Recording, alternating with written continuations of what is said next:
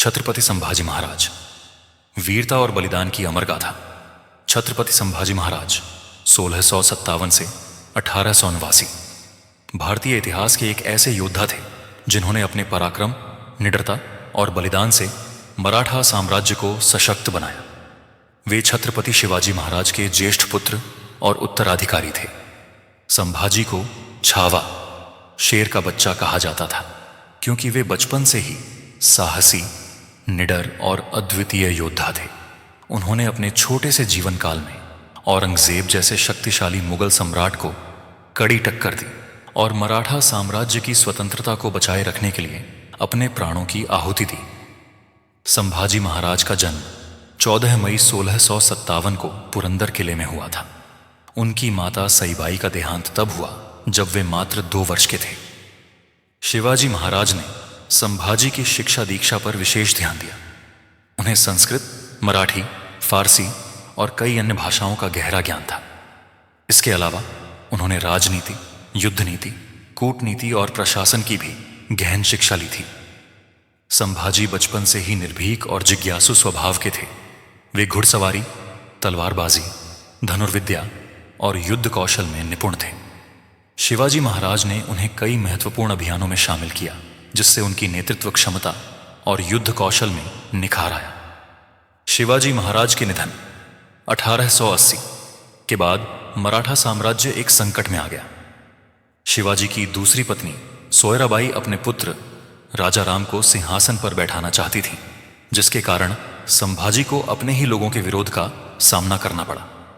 संभाजी को धोखे से कैद कर लिया गया, लेकिन वे अपनी तीव्र बुद्धिमत्ता और वीरता से मुक्त होकर सिंहासन पर विराजमान हुए।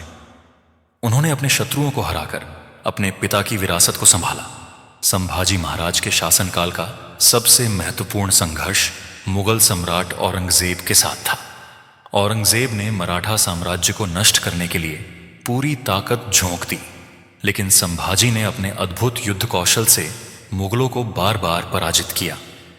संभाजी की युद्ध नीति और वीरता इतनी प्रभावी थी कि मुगल सेना मराठा प्रदेश में पैर नहीं जमा पाई।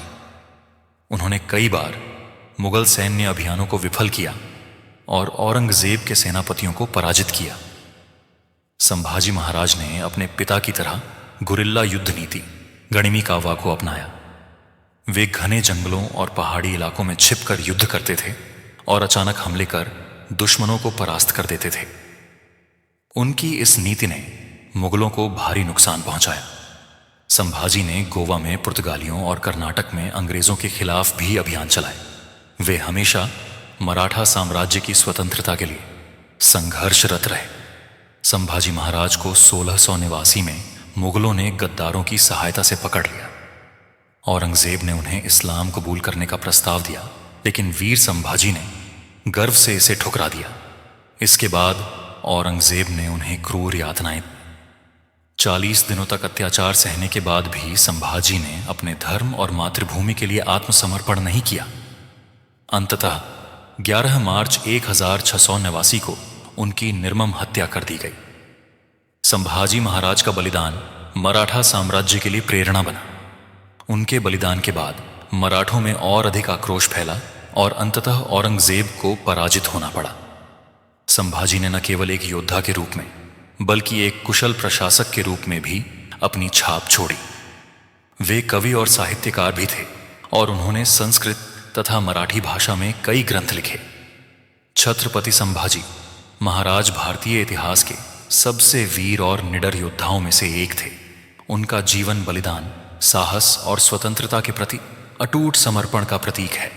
उन्होंने अपनी मातृभूमि की रक्षा के लिए अंतिम सांस तक संघर्ष किया और अपने अदम्य साहस से अमर हो गए। आज भी वे हर भारतीय के लिए प्रेरणा का स्रोत हैं।